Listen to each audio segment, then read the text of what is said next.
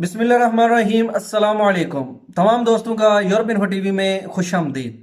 तो नाजरीन, आज के इस एपिसोड में मैं आपके साथ शेयर करूंगा कि किस तरह मैंने माको पहाड़ी क्रॉस की और कितनी दफ़ा ट्राई करके मैं तुर्की पहुंचने में कामयाब हो गया और रास्ते में कौन कौन सी मुश्किलात आई थी। खैर, माको पहाड़ी जो है वो क्या है और उस पर लोग ज़्यादा मरते क्यों हैं, आज की इस एपिसोड में हम ये टॉपिक डिस्कस करेंगे। और आज का हमारा जो कहानी का हिस्सा है वो पांचवा है। इससे पीछे मैंने आपको एक वीडियो अपलोड की थी जिसके ऊपर काफ़ी लोग जो है ना वो क्रॉस कर रहे हैं माको पहाड़ी, और वहाँ पे बर्फबारी होती है और लोग मरते क्यों हैं। तो चलें जी, अपना एपिसोड शुरू करने से पहले जिन दोस्तों ने अभी तक हमारे चैनल को सब्सक्राइब नहीं किया, प्लीज़ आप चैनल को सब्सक्राइब कर लें और वीडियो को लाइक करें, शेयर करें, बेल आइकन को जरूर प्रेस कर लें ताकि आपको हर नई आने वाली वीडियो आप तक बर वक्त पहुँच सके। तो आज की कहानी जब हम शुरू करते हैं कि हम तेहरान से निकले और दोगोब्याज की तरफ सफ़र हमारा जारी था और आंखों में सपने थे कि तुर्की का सफ़र जो है वो करें। लेकिन इससे पहले हमें एक कातल पहाड़ी से गुजरना पड़ा जिसका नाम था माको पहाड़ी। अब माको पहाड़ी का सुनते ही काफ़ी दोस्तों के जिन्हों में ये सवाल आता है कि माको पहाड़ी हर चीज़ क्या है और यहाँ पर लोग ज़्यादा क्यों मरते हैं। तो मोअज़्ज़ज़ सामीन, मैं अपने एजेंट की सेवा में बैठा हुआ था, तो वहां पे दो पाकिस्तानी थे जिनकी कहानी मैंने आपके साथ पिछले एपिसोड में जो है वो आपको सुनाई थी। और वहां ही एक लड़का जो सियालकोट का था, उसके पास मोबाइल था और उसके पास तुर्किश सिम थी। वहां पे अभी ना तुर्की सिम के सिग्नल आ रहे थे और मेरे पास टेलनार की सिम थी पाकिस्तानी। वो मैं लेके आया था कि शायद इंटरनेशनल हो, और सुना है कि उसके सिग्नल टेलनार के पूरी दुनिया में आते हैं। लेकिन वहां पे सिग्नल जो है वो नहीं आ रहे थे, टेलनार की सर्विस भी नहीं आ रही थी और तुर्की की जो सिम थी वो भी बजरगान और माको शहर के दरमियान में हम एक गाँव था, वहां पे एजेंट ने अपनी सेव में रखा हुआ था और वहां पे कोई भी सिग्नल नहीं आते थे। जिस रहायश पे उसने हमें रखा हुआ था वो रहायश भी बहुत गंदी थी और वहां पे खाने पीने का एहतमाम भी यही था कि वो आपको सिर्फ आलू और जो है वो पटाखों वाली रोटियां देते थे, वो आपने खाने होते थे जिसके ऊपर पटाखे टाइप बने होते थे, उसको ऐसे दबाने से पटाख पटाख की आवाज आती थी। और वहां पे बदबू भी थी और वॉशरूम ऐसा था कि एक छोटा सा सिर्फ सुराख था कि जिसके ऊपर आपने बैठना है और निशाना सीधा करके उधर बैठना है, और मतलब कि कुछ भी नहीं था। खैर, वहां पे जनाब उस भाई की स्टोरी सुनने के बाद जब मैंने उस दूसरे लड़के को कहा कि मैंने कहा भाई अभी मैं आगे माको वाली तरफ जा रहा हूँ, तो रास्ते में बर्फ का तो आप बता रहे हैं कि बहुत ज्यादा बर्फबारी है, तो प्लीज मुझे आप गाइड कर दें कि कैसे मैं इन हालात से जो है वो मुकाबला करूं। तो नाजरीन, उस बंदे ने मुझे एक सिम कार्ड दिया और वो कहते हैं कि भाई ये तुर्की की सिम है, ये आप रख लें और मुझे सिम दे दें जो पाकिस्तानी है। तो मैंने भी कहा कि बिल्कुल ठीक है, ये मेरे लिए सही होगा कि मैं तुर्की वाली सिम खुद ले लूं और आपको पाकिस्तान की सिम दे दूं, क्योंकि आप पाकिस्तान जा रहे हैं, मैं तुर्की जा रहा हूं, तो ये सिम हमारे लिए फायदेमंद होगी। तो मेरे पास 5,000 का नोट था, तो मैंने उसको 5,000 रुपया दे दिया और जितने 5,000 के लीरे बनते थे समीन, मैंने उसको उस इवज लीरे उससे ले लिए और 5,000 का नोट उसको दे दिया और सिम भी अपनी दे दी और उसकी सिम जो है वो मैंने अपने मोबाइल में लगा ली।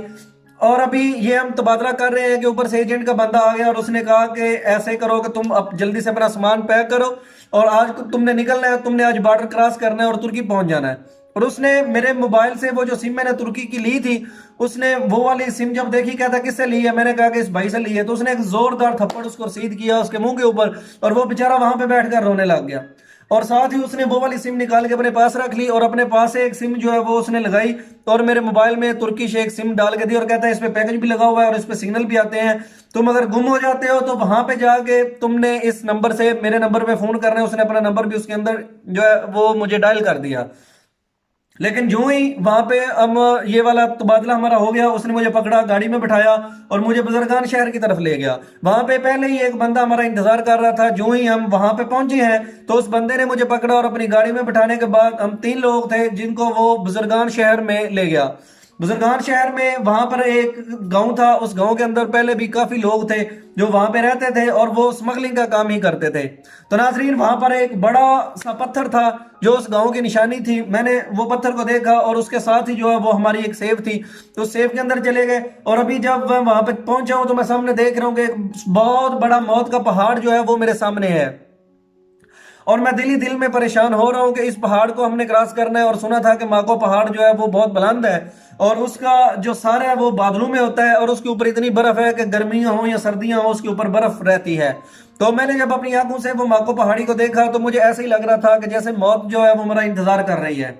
तो सामईन इकराम, वहां से एक बंदा जो है पठान था, वो काफी मोटा तगड़ा था, तो मैं उसके पास गया। मैंने कहा कि भाई आपने भी डैंकी लगानी है? तो वो कह रहा है जी मैंने भी डैंकी लगा के जाना है, लेकिन ये सामने जो पहाड़ है ये मौत से कम नहीं है। तो सामईन इकराम, मैंने जब उस पहाड़ की तरफ देखा तो उस बंदे की तरफ देखा, मैंने कहा अगर ये इतना मोटा बंदा है, ये इसके ऊपर चढ़ सकता है, तो फिर मैं क्यों नहीं चढ़ सकता? तो मैंने उसको बोला कि आपने मेरे साथ रहना है, आपका बैग अगर ना उठाया गया तो मैं आपका बैग उठा लूंगा। मैं ये कह रहा था कि अगर ये पीछे रहेगा मैं भी इसके साथ रह लूंगा, क्योंकि मेरी टांगों का मसला है। तो अगर इस तरह का प्रॉब्लम हुई तो ये मेरी मदद करेगा। तो जनाब, ज्यों ही शाम का वक्त होता जा रहा है तो वो जो एजेंट के बंदे थे वो आए, उन्होंने कहा फारसी में, वो फारसी में बोल रहा था और उन्होंने पठानों को ये बात समझाई कि ये जो पहाड़ी है ये मौत की पहाड़ी है, आपने यहाँ पे गुम नहीं होना। अगर कोई बंदा गुम हो गया तो समझे कि वो फिर मर जाएगा और हम उसको तलाश नहीं करेंगे। वहां पे कोई पुलिस नहीं है, कोई कुछ भी नहीं है। आपने बस सीधा, अगर कोई गुम हो भी जाता है तो आपने ये पहाड़ी को पार करके दूसरी तरफ जाना है। और इसके ऊपर वो ऊपर सामने जो बल्ब लगे हुए हैं, बल्बों की कतार बनी हुई है, आपने वो बल्ब वाली कतार जो उसको क्रॉस करना है। जो आप बल्ब क्रॉस करके अगली तरफ चले जाएंगे तो आप तुर्की में एंटर हो जाएंगे। तो सामईन इकराम, ये वाली बातें मुझे बाद में पता चली। पहले जब वो बता रहा था तो मुझे इन बातों का पता नहीं था, क्योंकि वो फारसी में बता रहा था और वहां पे किसी पठान को जो है वो उर्दू नहीं आती थी, वो सारे फारसीबान थे और अफगानी थे। और मुख्तलिफ गाड़ियों पे जो है उन्होंने हमें बिठाया और वो हमें लेके चले गए। एक उसी पहाड़ी के पीछे जो है एक जगह थी, वहां पे उन्होंने हमें बिठा लिया और कहते हैं कि इंशाल्लाह आज हम बॉर्डर क्रॉस करेंगे। तो सामईन इकराम, वहां पे मुझे तो सिर्फ पहाड़ी नजर आ रही थी, लेकिन जो मार देने वाली बात थी वो क्या था कि एक कब्र के अंदर से हमें गुजर के जाना पड़ना था। तो ये वाली सारी मालूमात जो है वो मैं आपको साथ साथ में फराहम करता हूँ कि हमें गाड़ियों में बिठा के वो लेके गए एक सड़क के ऊपर, जहां से जो है वो ईरान की इमिग्रेशन और ईरान वाले लोग गुजरते हैं, बॉर्डर के साथ साथ सफर करते हैं और बजरगान जाते हैं और माको वाली तरफ जाते हैं। तो वो वाले रोड पार करने के बाद जनाब उन्होंने हमें एक जगह पे उतारा। तो मैंने अपनी जैकेट पहनी हुई थी, अपना बैग जो है वो पहना हुआ था और सर के ऊपर वो टोपी जो थी बर्फ वाली और दस्ताने पहने हुए थे। मतलब कि मैंने अपनी फुल जो है वो बर्फ प्रूफ इंतजाम किया हुआ था कि मैं सर्दी वाले इलाके में आ गया हूँ, तब ये ना हो कि जो है वो मौत मेरा जो है वो मुकद्दर बने। जो ही वहां से हम निकले हैं तो वो जो एक एजेंट था उसने मेरी टोपी देखी, उसने मुझसे टोपी भी तुड़वा ली और दस्ताने भी तुड़वा लिए। वो कहता है कि अभी थोड़ी देर बाद आपने ऊपर पहाड़ी पे जाना है, वहां पे आपको आर्मी वालों ने पकड़ना है, उन्होंने सब कुछ जला के भस्म कर देना है और ये जाया हो जाएगा। लिहाजा तुमने यहाँ से आगे चले जाना है, अगर बच गए, अगर पकड़े गए तो फिर वापस आओगे तो वो जला देंगे, ये मुझे दे दो, मेरे काम आएगी। तो नाजरीन, उस बंदे ने जबरदस्ती मुझसे टोपी भी छीन ली और दस्ताने भी ले लिए और उन्होंने कहा जी अभी यहाँ से थोड़ा सा ऊपर चढ़ना है। उन्होंने हमें पैदल ऊपर चढ़ाया। वहां पे एक सुरंग बनी हुई थी और सुरंग के अंदर उन्होंने हमें बिठा दिया। वहां पे सुरंग के अंदर हम काफी देर बैठे रहे, तकरीबन हम रात 9 बजे के वहां पे बैठे हुए, सुबह 3 बजे तक सुरंग के अंदर बैठे रहे। वहां पे कुछ लोग सो गए और वो बंदा हमें सुरंग के अंदर बिठा के खुद चला गया और उसने कहा जी आज रात हमने निकलना है। अभी जो आर्मी वाले वो पहरा दे रहे हैं, रात के 3 बजे हम यहाँ से निकलेंगे और 4 बजे हम वो बॉर्डर क्रॉस करेंगे और आपको पहाड़ी के पे चढ़ के आपको सीधा आगे जाना है।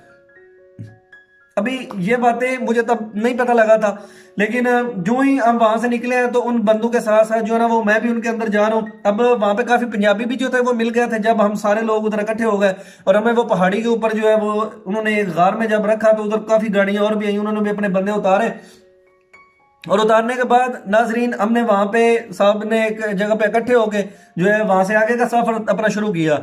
और वो वाला जो बॉर्डर था वो ऐसा था कि वहां पे एक बड़ी सी दीवार बनी हुई थी और काफी हाइट थी उसकी, तकरीबन 12 से 16 फीट ऊंची तार थी और इसके ऊपर 4 फीट की जो है वो एक दीवार थी। दीवार के ऊपर 4 फीट जो है वो कांटों वाली खारदार तारें लगी हुई थी और जिसको पार करके जाना किसी मौत से कम नहीं था। अगर हम वो दीवार के उस तरफ भी चले जाते तो वहां पे सड़क के साथ साथ, दीवार के साथ साथ एक सड़क थी जिसके ऊपर हर वक्त जो है वो तुर्की आर्मी गश्त करती है और वो अपनी बख्तरबंद गाड़ियों के साथ वहां पे गश्त करती है कि जो बंदा भी वहां से पकड़ा जाता है उसको वो वापस ईरान में डिपोर्ट कर देते हैं। तभी वहां से बच के निकलने का रास्ता नहीं था। इन बातों का मुझे पता नहीं था। जब हम उस तरफ गए तो मुझे तब पता चला कि यह सफर कितना खतरनाक है। नाजरीन, लाइन लगी हुई है और बहुत से लोग जो है वो लाइन में अपनी बारी का इंतजार कर रहे हैं और वहां पे मुझे किसी बंदे ने बताया कि यहाँ से एक सुराख है और वहां से वो उन्होंने रास्ता बनाया हुआ है दीवार को क्रॉस करने का। तो उधर से आपने सुराख को क्रॉस करके आपने अगर तुर्की वाली तरफ जाना है, वहां पे एक जो है वो डंकर एजेंट आया हुआ है, वो सब बंदूकों को साथ में लेके वो पहाड़ी उधर तरफ क्रॉस कराएगा। तो नाजरीन ये मंजर मैं देख रहा था और तकरीबन 1 घंटे के बाद मेरी जो है वो भी बारी आ गई उस सुराख के अंदर से गुजरने की। अब वो सुराख ऐसा था कि जो बारिशें होती हैं पहाड़ी के ऊपर और जो पानी जितना भी आता है तुर्की वाली तरफ से वो सारा उस नाले के जरिए उस छोटी सी जो सड़कों के ऊपर आपने देखा होगा पाकिस्तान में छोटी छोटी पुलियां बनी होती हैं जिसमें से सड़क का पानी आर पार गुजरता है। अब वो वाली पुली थी कि जिसका आगाज जो था वो इतना था कि मैं बैठ के आराम से जो है ना उसके अंदर चल सकता था, लेकिन जो जो आगे जा रहे थे वो पत्थरों और मट्टी से और डस्ट से तंग होती जा रही थी। और एक मकाम अंदर उसके ऐसा आया कि मुझे अपनी ये जो कूनियां थी इनके बल ऐसे रींग के चलना पड़ा और मेरा पेट जो था वो बिल्कुल जमीन के साथ जो है वो लग रहा था और मेरे टखनों पे घुटनों पे और कूनियों के साथ जो पत्थर थे छोटे छोटे वो चुभ रहे थे। और मैंने जैकेट पहनी हुई थी, ऊपर बैग पहना हुआ था, तो वो वाला बैग जो है फिर मैंने इतनी उसने मुझे मुश्किल दी कि वो ऊपर किसी चीज के साथ अड़ गया। और जो जो हम आगे जा रहे हैं तो वो रास्ता बिल्कुल तंग होता जा रहा है। तो जब उस गार के अंदर उस जो सुरंग थी उसके अंदर हम गए तो नाजरीन यकीन करें मुझे वहां पे कब्र का मंजर याद आ गया कि जो कब्र के अंदर निजाम होता है, आप सब ने देखा होगा कि कब्र के अंदर कितनी सी जगह होती है कि सिर्फ जहां पे मुर्दा जो है वो ऐसे लेटा होता है और उसके ऊपर स्लेपें रख दी जाती हैं। ये भी फासला बिल्कुल उस जैसा था, उससे ना ही ज्यादा था और ना ही कम था, बस उतना ही था कि जिसमें एक बंदा ऐसे रींग के जा सकता है। और वहां पे मुझे अल्लाह के सिवा और कोई चीज याद नहीं थी और मैं ये सब्र कर रहा था कि शायद ये मेरी आखिरी रात और ये कब्र के अंदर है, अगर यहाँ पे जलसला आ जाता है या यहाँ पे कोई आगे बंदा फंस जाता है या भगदड़ मच जाती है, आगे कोई पुलिस का कुछ शोर आ जाता है या यहाँ पे ये यहाँ से जगह ही बैठ जाती है और यहाँ पे ना बंदा पीछे जा सकता है ना आगे जा सकता है, यहाँ पे फाइनल मौत ही है आपके लिए। और वह सुरंग इतनी खतरनाक थी कि एक तरफ जो है वो मेरा इस तरह का निजाम हो रहा था और दूसरी तरफ मैं सोच रहा था कि यार पता नहीं कब से ये लोग इधर से गुजर रहे हैं, अगर वो नहीं मरे तो अगर मुझे भी अल्लाह ताला ने जिंदगी दी है तो मैं भी इसके अंदर नहीं मरता। तो उससे भी ज्यादा खतरनाक लम्हा मैंने कब देखा कि जब एक इतना मोटा बंदा मेरे आगे आगे जा रहा है और वो बेचारा उधर जाके फंस गया है। और जो ही उसने इतना मोटा बंदा मेरे आगे जा रहा है और वो उसके अंदर फंस गया है और आगे एक बंदा एजेंट था जो उसको खींच रहा था और खींच खींच के निकाल रहा था और वो बेचारा जोर जोर से चिल्ला रहा था कि मैं मर गया मैं मर गया। तो उसने वो पता नहीं किस तरीके से अपने चाकू निकाला और चाकू निकालने के बाद जनाब उसने ऐसे करके पीछे से उसकी जैकेट को पकड़ा और इधर से उसकी जैकेट को पीछे से उसने फाड़ दिया और साथ ही उसकी जैकेट उसने ऐसे उतार दी। अब वो जैकेट उसकी इस जगह पे आ गई थी, अब ये चीज भी उसकी साफ थी ये भी साफ थी और वो आगे जो एजेंट था वो उसको खींच रहा था और खींच के जो है ना वो उसको आगे लेके जा रहा था। अभी जब मैंने ये मंजर देखा तो मैंने कहा कि अभी यहाँ पे तो मौत वाकई है, बिल्कुल वो आगे सुराख बिल्कुल तंग था। तो इससे भी खतरनाक देखने वाली बात यह थी कि वो जो बंदा सबको गुजार रहा था उसके अंदर वो एक बिल्कुल छोटी सी जगह बनी हुई थी कि जिस तरह आप समझे कि बिल्कुल एक जगह पे वहां पे आप जो है ना वो शायद एक तकिया जो है ना आप एक तकिया रख सकते हैं, इतनी जगह थी। लेकिन वो बंदा वहां पे गुच्छू मुच्छू होकर बैठा हुआ था जो एजेंट था जो लोगों को गुजार रहा था। उसके पास एक टार्च थी, अभी मेरे पास भी टार्च थी, मोबाइल था मेरे पास चाइना का और वो टूटा हुआ था, लेकिन उसकी लाइट के लिए मैंने उसको साथ लिया हुआ था कि अगर रास्ते में लाइट की जरूरत पड़ती है तो मैं वो वाला मोबाइल इस्तेमाल कर रहा हूँ। अभी मैंने एक दो दफा वो लाइट रास्ते में जलाई तो उसने मुझे गालियां निकाली फारसी में और वो कहता है लाइट बंद करें, लेकिन उसके पास एक लाइटर था, उसके पास लाइट थी, वो ऐसे सुरंग के अंदर मारता था और वो इतनी जो है वो खतरनाक थी। और मेरी जिंदगी का सबसे खतरनाक लम्हा वो था पूरी डेंकी के कि जब मैं एक कब्र नुमा सुरंग के अंदर से गुजर रहा हूँ और वहां पे सांस भी नहीं आ रहा और बिल्कुल अगर बंदा मर जाए तो उसको जो है वो टांगों से पकड़ के उन्होंने बैग खींचना है। और मुझसे पहले भी ना जाने कितने लोग वहां से गुजर गए थे और मुझसे बाद में भी कितने लोगों ने वहां से गुजरना था। तो नाजरीन वहां से अभी जब मैं थोड़ा आगे बढ़ा हूं, वो जो मोटा बंदा था वो किसी तरीके से बस निकल गया वहां से।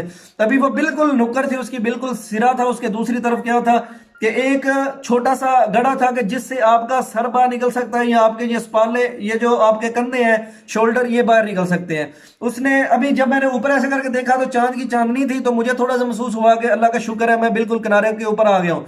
तो मुझे वो कहता है कि आपने यहाँ से ऐसे होके ऐसे ऊपर चढ़ के ऊपर जाना है। अब ये नहीं कि वो बिल्कुल आप यहाँ से निकल रहे हैं वहां से सीधा था, वो बिल्कुल ऐसे नहीं था, वो बिल्कुल ऐसे हो गए आपने थोड़ा सा ऐसे ऊपर होना था, ऊपर होके ऐसे टेढ़ा होकर बल खा के जिस तरह सांप निकलता है आपने ऐसे बल खा के ऊपर चढ़ना था। अभी जब मैं उस सुराख के ऊपर पहुंचा तो उसने मुझे ऐसे पकड़ा मेरे बाजुओं को मेरे बैग को, बैग ऐसे उसने ऊपर पकड़ाया तो वो आगे एक बंदा था उसने बैग पकड़ लिया। अब जो ही उसने मुझे भी इशारा किया वो कहता है बोरो बोरो, तो जब बोरो कहा तो मैं भी ऐसे बिल्कुल आया और मैं ऐसे सीधा था, मैंने ऐसे ऊपर अपना सर निकाला और ऐसे जो ही मैं ऊपर हूँ उस बंदे ने इधर से मेरा सर पकड़ा और बालों को पकड़ के थोड़ा ऐसे ऊपर खींचा, फिर इधर से पकड़ा, इधर से पकड़ के ऊपर खींच के, तो इतने में मेरी जो है ना वो थोड़ा मैं इतना बाहर निकले हूँ। अब उन्होंने मुझे इधर शोल्डरों से पकड़ के जनाब ऐसे ऊपर खींचा है कि मेरे जो पैंट है ना ये उतर गए वहां पे। और रात ही यार तो मैं बड़ा शर्मिंदा हुआ, बेल्ट भी बांधा हुआ था क्योंकि मेरी जो है वेस्ट वो थोड़ी सी बड़ी थी। तो वो बिल्कुल ऐसे करके एक पत्थर वहां पे लगे हुए थे कि तुर्किश आर्मी ने वो रास्ता बंद किया हुआ था, उन्होंने जंगले लगाए हुए थे आगे सरिये के, यहाँ से कोई बंदा आगे नहीं जा सकता। लेकिन उन लोगों ने सरिये जो है वो काटे हुए थे लोहा काटने वाली आरी से, और वहां पे उन्होंने रास्ता बनाया हुआ था अपना, और उन्होंने अपने साथ वो जो लोहे का एक इतना बड़ा सरिये का पीस था उससे के जरिए उन्होंने वहां से पत्थर जो थे ना वो हटाए हुए थे उनको टो चेन करके।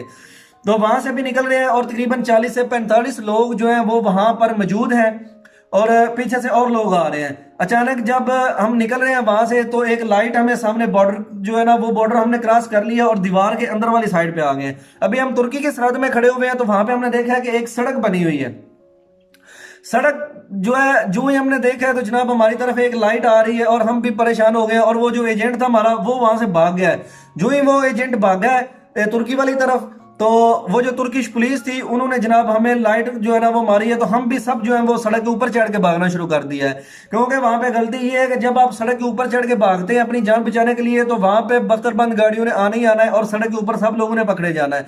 तो देखते ही देखते जनाब 4-5 जो है वो तुर्किश आर्मी वाले हमारे पीछे दौड़ रहे हैं, हम आगे आगे दौड़ रहे हैं। वहां से कुछ लोग जो है वो दौड़ के आगे निकल गए हैं और हम काफी लोग थे, हम आराम आराम से चल रहे थे। हमने कहा पकड़े तो गए हैं तो देखते हैं अब ये क्या करते हैं। तो जनाब वो पुलिस वाले आर्मी वाले थे वो भागते भागते हमारे पास आए और जनाब वहां पे हलचल मच गई और जितने हम 100-125 लोग थे हम सब पकड़े गए। साथ ही उन्होंने हमें वहां पे बिठाया और उन्होंने हमें ठुड्डे रसीद किए, थप्पड़ रसीद किए और उन्होंने हमें पैदल चलाया। तकरीबन 2 से 3 किलोमीटर हम पैदल चले उसी सड़क के ऊपर जो तुर्किश आर्मी ने अपनी गाड़ियों के लिए बनाई हुई थी। और वो हमें पैदल चला के लेके जा रहे हैं, 2 कतार उन्होंने बनवा ली है और एक जगह पे उन्होंने जाके हमें बिठा दिया जहाँ पे एक दरवाजा उन्होंने दीवार के अंदर लगाया हुआ था कि वहां से वो वापस फिर ईरान वाली तरफ फेंकते थे। अभी मुझे तो इस बात का आइडिया नहीं था। उन्होंने कहा जी अपने सारे बैग यहाँ पे उतारें और अपने कपड़े जो है वो भी उतार दें, अपने पास मोबाइल जो चीजें हैं आप यहाँ पे जमा कर दें। अभी वो एक एक बंदे का बैग जो है उसकी तलाशी ले रहे थे और एक एक बंदे के जो कपड़े हैं वो उनकी तलाशी ले रहे थे। और जनाब वहां पे मेरे पास अभी 2 मोबाइल थे, एक जिसके साथ मैं वीडियो बना रहा था, एक वो मोबाइल था और एक मेरे पास वो मोबाइल था जिसके साथ मैंने टॉर्च का यूज किया था। अभी उनको पता था कि ये सब लोगों के पास मोबाइल तो है, मोबाइल के बगैर कोई बंदा नहीं आया। तो मैंने उनके पास 2 बड़े बड़े कुत्ते थे जो सबके बैग भी सूंघ रहे थे। मेरे बैग के अंदर खाने के लिए कुछ बिस्किट वगैरह थे और मैंने वो वाले रखे हुए थे। वो कुत्ता मेरे पास आया, मैंने 2 उसको फेंक के और कुत्ते ने हमारा बैग भी सूंघा और मेरे पास मोबाइल था तो मैंने जो है ना वो अपना हर चीज उधर रख दी बैग के अंदर और अपने सामान के अंदर और बैग एक साइड पे कर दिए। अभी वो बंदा फौजी आ रहा है उसने हमें तलाशी ली और जो जो निकल रहा है हमसे वो उधर फेंक रहे हैं उस गठरी के ऊपर। अभी मैंने वहां पे अपना जो शापर था जिसके अंदर मेरे कुछ अद्वियात थी, फर्स्ट एड जो मैंने फिर ली हुई थी दोबारा, तो वो मैंने अपने पास रखी हुई थी और बैग वगैरह उधर फेंक दिए। तो जो चीजें उसको चाहिए थी पैंटें और कपड़े और पैंट के बेल्ट थे वो वाले सारे उन्होंने हमारे निकलवा लिए थे। और मैंने अपना ये सारा सामान अपने एक शापर में डाला हुआ था और वो भी साइड में रखा। पुलिस वाला आया उसने मेरी तलाशी ली और मेरे शापर की तलाशी ली। उसने कहा कि ठीक है एक साइड पे हो जाओ। अभी उठते वक्त मैंने बिल्कुल ऐसे ही फुर्ती के साथ जो है वो अपने बैग को हाथ मारा, उसके अंदर मोबाइल जो मैंने रखा हुआ था वो मैंने अपना कैमरे वाला मोबाइल दोबारा सैमसंग का पकड़ लिया और वो मैंने जेब में डाल लिया। वहां पे किसी बंदे को मैंने पता नहीं चलने दिया। और हमारे उसके अंदर मेरा पावर बैंक भी था और वो जो भाई के तुर्की के कपड़े लेके जाने थे वो भी उसके अंदर थे। उन्होंने देखते देखते कुछ लड़कों ने उस गठरी को पकड़ा और वो सारे हमारे जितने भी सामान, चार्जर, पावर बैंक थे, मोबाइल थे, वो जनाब उन्होंने उधर एक जगह पे रखे और उन्होंने आग लगा दी।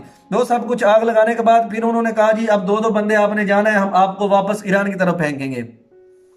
अभी वहां पे वो भी एक पुली लगी हुई थी जिससे आपने ऐसे नीचे होके गुजरना होता है और वो भी पानी गुजरता था। वहां पे उन्होंने वो साफ रखी हुई थी कि जो लोग आते हैं उनको ईरान वाली तरफ भेजते हैं। अभी 3 जो है वो आर्मी वाले वहां पे खड़े हो गए उस दरवाजे के सामने और वो हर बंदे को जो है वो खूब उनकी पिटाई कर रहे हैं और वहां से उनको उसके अंदर भेज रहे हैं। अभी मेरी बारी आई है, मैंने देखा है वो आर्मी वाले ने मुझे एक ने इधर से पकड़ा है, एक ने इधर से पकड़ा है, एक ने ऊपर सर पे जो है वो मुझे इस तरह वो इसको क्या कहते हैं कुसुना मारा है।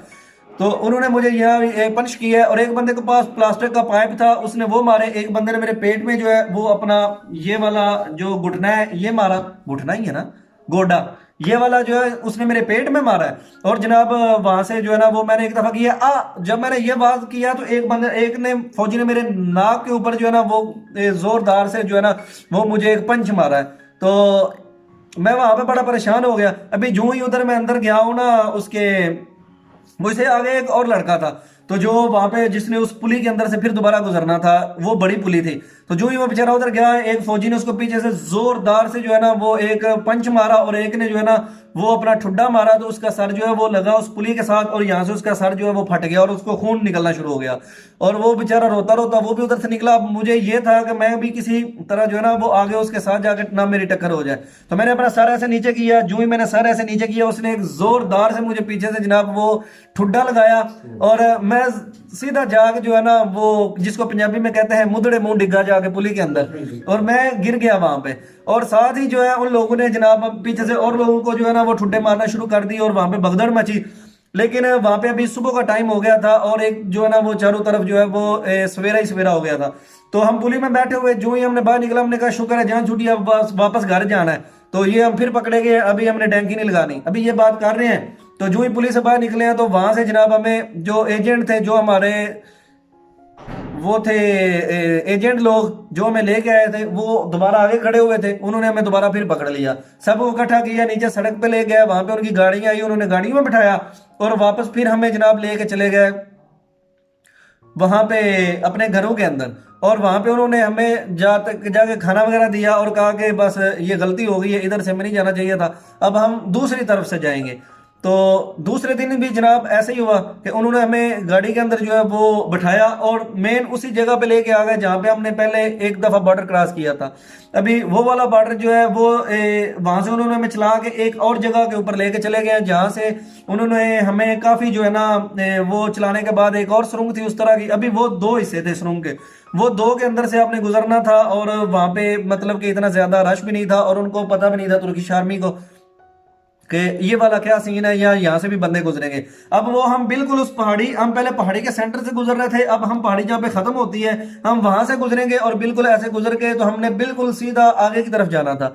तो वहां से ही उन्होंने हमें जो है ना वो चलाना शुरू किया है। अभी एक जगह पे रुके हैं, तो मुझे ना पंजाबी बोलने वालों की कुछ लोगों की आवाजें आई हैं, मैं उनके पास चला गया, और मैंने देखा कि एक नौशहरा विरगा के चाचा जी थे, वो सर्दी की वजह से बहुत ठिठर रहे थे, और उन्होंने ऊपर कंबल ओढ़ा हुआ था।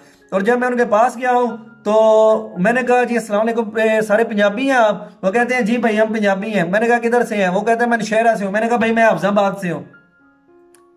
तो वो कहते हैं कि यार इधर भी बड़ी सख्ती है, हम तो पहले उधर, हम तो 5 दिन उधर पानी में बैठ के आए हैं, वो जो काने वाला रास्ता कहते हैं, नहर वाला रास्ता है, उधर इतनी ज्यादा, क्योंकि फरवरी थी तो वहां पे बर्फबारी भी काफी हो रही थी, और सर्दी भी बहुत ज्यादा थी। तो जहाँ पे उन्होंने हमें एक रात ठहराया था, वहां पे भी काफी जो है वो सर्दी थी। तो खैर वहां से वो कहते हैं कि बहुत खतरनाक है, ये उससे अच्छा है, उधर तो पानी के अंदर ये देखो हमारे कपड़े गीले हैं। तो नाज़रीन उनके सारे कपड़े भी गीले थे, और उनका जो है वो बहुत बुरा हाल हुआ था बर्फबारी में बैठ बैठ के, और उनके हाथ भी काम नहीं कर रहे थे, और चाचे को बुखार हो गया हुआ था। तो उन्होंने कहा जी हम यहाँ से जो है ना वो जाएंगे इंशाल्लाह आगे, और अल्लाह खैर करेगा आज हम पहुंचेंगे। तो जो ही वहां पे हम आगे की तरफ हरकत की है ना, तो उसने कहा जी 3 बजे हमने बॉर्डर क्रॉस करना है, आप सब लोग इधर बैठ जाए। एक जगह पे उसने हमें फिर बिठा दिया, तो वहां पे जो है वो बर्फ हमारे ऊपर आना शुरू हो गई है, और बर्फबारी जो है ना उसका नजूल हो गया। तो वहां पे मैं भी बहुत परेशान था, मेरे पास साथ 2-3 पठान थे, वो दोस्त बन गए हुए थे उसी दिन ही। तो मैं उनके पास जाकर बैठ गया, उनके पास शापर थे और चादरें थी, तो मैं भी उनके अंदर साथ घुस गया हूँ, तो बर्फ से बच गया हूँ। खैर मैंने जैकेट ली हुई थी, वो काफी हैवी थी, और मेरे ख्याल है वो जीरो मर्फी टेम्परेचर पे भी काम करती थी। तो मैंने जनाब उसको बस ओढ़ा हुआ था, और जो जो बूट थे मेरे, वो मैंने वो लंडे से जो 70 रुपए के लिए थे, वो भी काफी मजबूत थे। तो अचानक से जनाब रात के 3 बजते हैं, और दोबारा फिर हमारा सफर शुरू हो जाता है जनाब उसी सुरंग की तरफ, कब्रनुमा। अभी मैं फिर सोच रहा हूँ कि यार ये जो कब्र वाली सुरंग है ना, इसमें तो मरना ही मरना है, मौत है। खैर लोग वहां से बहुत जल्दी से जा रहे थे, तो मैंने कहा कि शायद ये हो सकता है खुली हो। तो वो दो में से गुजर रहे थे, अभी तो तकरीबन 300 से 400 बंदा उन्होंने गुजार दिया नाजरीन, उन्होंने वहां से। और मेरी बारी जो है वो सबसे एंड पे थी, क्योंकि वो जिस एजेंट के बंदे थे उनको पहले गुजार रहे थे, और दूसरे लोगों को बाद में गुजार रहे थे। अभी उन्होंने वहां से, अभी मेरी बारी जब आई है, मैं भी बस ऐसी लाइन तोड़ के वहां पे आगे गया हूँ सुरंग के अंदर, और वहां से मैं गुजरा हूँ, मैं बैठ के गुजरा हूँ, आगे जाके थोड़ा सा फिर सफर जो है। और वह सुरंग इतनी लंबी थी कि आप ऐसा हिसाब लगा लें कि तकरीबन तकरीबन कोई आधा किलोमीटर का आप हिसाब लगा लें कि आधा किलो नहीं यार, आधा किलोमीटर तो बहुत ज्यादा हो जानी है। मतलब ऐसा कर लें कि आप जैसे कि आपके पास जो मोटरवे है ना, मोटरवे उसका आप देख लें कि वो कितनी है। उसकी एक साइड पे जो है ना वो आपने करना है कि यहाँ से ऊपर दीवार बनी हुई है, दीवार के इस तरफ जो है वो तुर्की की सड़क बनी हुई है और वो काफी जो है ना वो लंबी सड़क है। तो वहां उसके ऊपर चढ़ के हमने जाना, उसके ऊपर नहीं चढ़ना था, उसके नीचे से हमने गुजरना था। ऊपर दीवार है, नीचे सुरंग है, और सुरंग के जो है ना वो बिल्कुल ऊपर सड़क बनी हुई है जहाँ पे तुर्किश आर्मी जो है वो गश्त करती है और उनकी गाड़ी जो है वो ऊपर कंट्रोल करती है कि कोई बंदा यहाँ से इलीगल वो दीवार फलांग तो नहीं रहा। और दीवार की हाइट भी इतनी है कि तकरीबन वहां से कोई बंदा उसके ऊपर आसानी से चढ़ नहीं सकता, और ऊपर खारदार तारें लगी हुई हैं और उसके अंदर भी करंट है। तो खैर वहां से जनाब वो तकरीबन कोई 100 फीट आप कह लें या 200 फीट कह लें, मतलब कि तकरीबन 15 से 20 मिनट लगे हैं मेरे वहां से ऐसे ऐसे रिंग के जाने पे।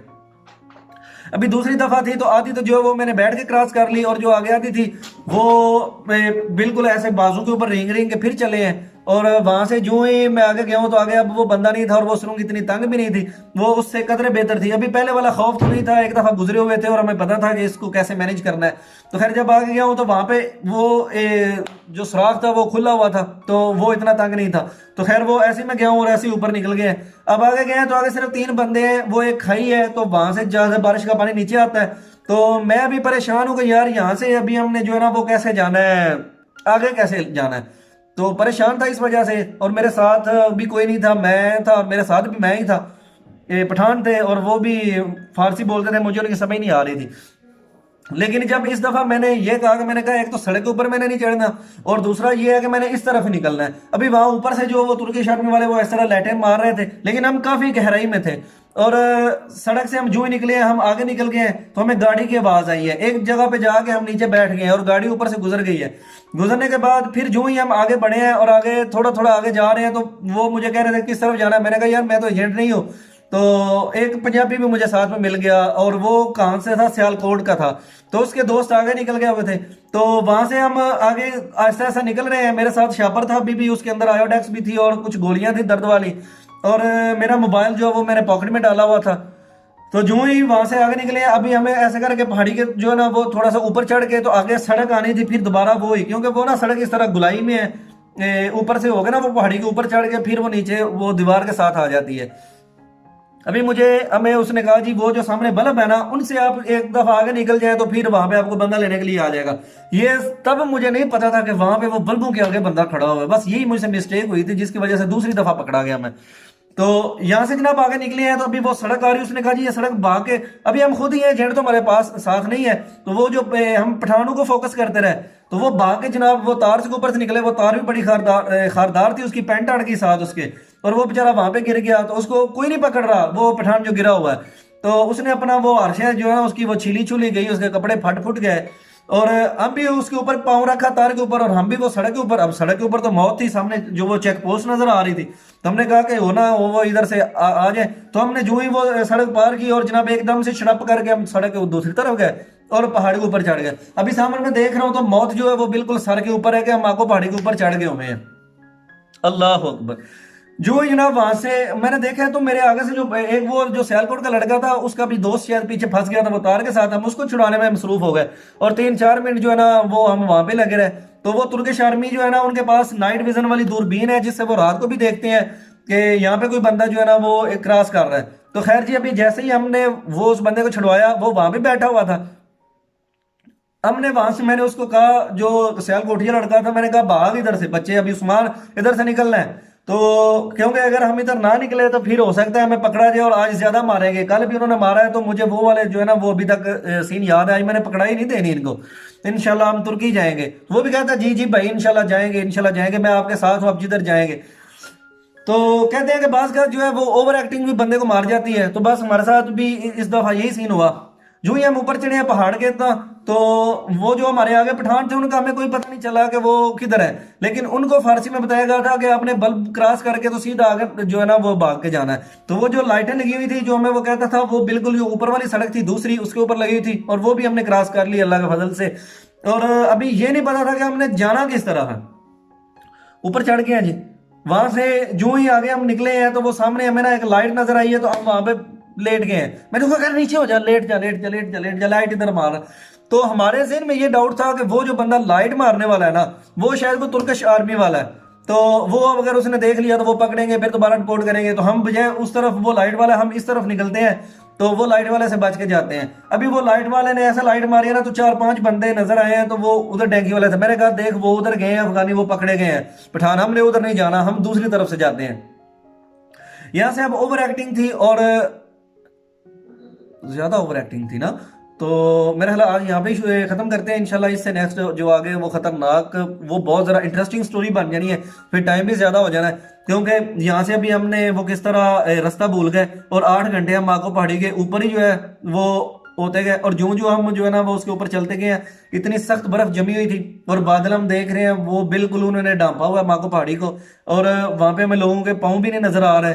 तो मिस्टेक ये हो गई कि हम इतनी इतनी वो गहराइयां थी, ऐसे नीचे जा रहे हैं ऊपर आ रहे हैं, और आज आके फिर 8 घंटे बाद बर्फ के ऊपर चलने के बाद मौत, जिंदगी की भीख मांगने के लिए जो है वो हम तुर्किश आर्मी के पास खुद ही गए, और उन्होंने हमारे साथ क्या सलूक किया इंशाल्लाह ये नेक्स्ट एपिसोड में बयान करेंगे। तब तक के लिए भाई के चैनल को सब्सक्राइब कर लें, और वीडियो को लाइक करें, शेयर करें, बेल आइकन को जरूर प्रेस करें। मिलेंगे नई वीडियो में। अल्लाह हाफिज।